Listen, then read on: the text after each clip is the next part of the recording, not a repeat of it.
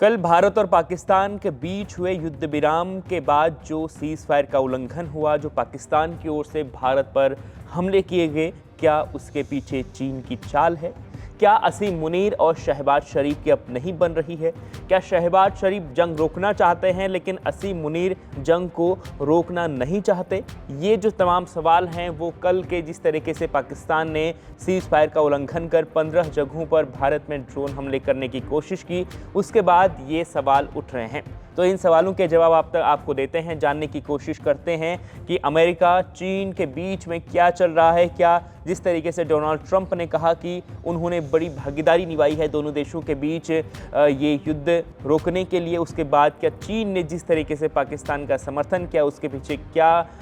चल रहा है चीन के मन में, चीन क्या कर रहा है, इस पर बातचीत करेंगे। नमस्कार, इंडिया.com देख रहे हैं आप और मैं आपके साथ हूँ नरेश कुशियारी। तो देखिए, कल जैसे ही पाकिस्तान और भारत के बीच में युद्ध विराम की घोषणा हुई तो सबसे पहले अमेरिकी राष्ट्रपति डोनाल्ड ट्रंप ने ट्वीट के जरिए कहा, इस प्रकार का दावा किया कि उनकी बड़ी भूमिका है, उन्होंने दोनों देशों के प्रमुखों से बात की, उसके बाद ये युद्ध विराम हुआ है। यानी भारत और पाकिस्तान के बीच में पिछले 4 दिनों से जो कुछ चल रहा था, जो पिछले करीब 100 घंटों से जो कुछ चल रहा था, उसे रोकने में उसको रोकने में जो भी क्रेडिट है वो एक तरीके से ट्रंप लेकर जा रहे थे। और इसी बीच उसके बाद जब ये युद्ध विराम हुआ तो 3 घंटे बाद पाकिस्तान ने फिर से ड्रोन हमला करने की कोशिश की और उस ड्रोन हमले के बाद एक बयान आया चीन का, भारत का पड़ोसी देश और पाकिस्तान का सबसे करीबी मित्र चीन का बयान आया। चीन ने कहा कि हम हर परिस्थिति में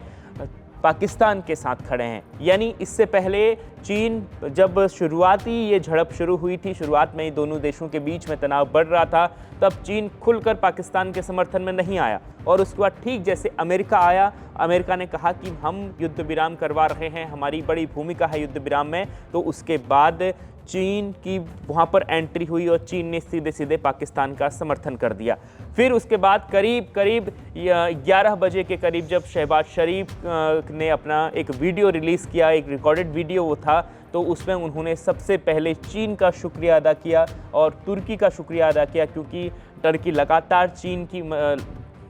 तुर्की लगातार पाकिस्तान की मदद कर रहा था और उनने कई सारे उन्होंने ड्रोन भेजे थे और ख़ास तौर पर उन्होंने सऊदी अरब का भी यहाँ पर शुक्रिया अदा किया। लेकिन जो एक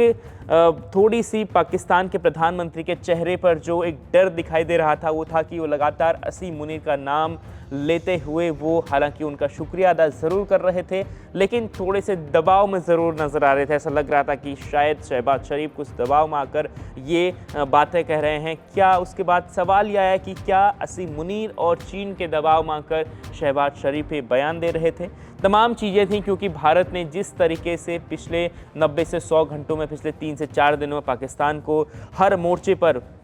हरा कर रख दिया, उन्हें पस्त किया, उसके बाद शायद पाकिस्तान जंग नहीं चाहता था, लेकिन पाकिस्तान के जो चीफ ऑफ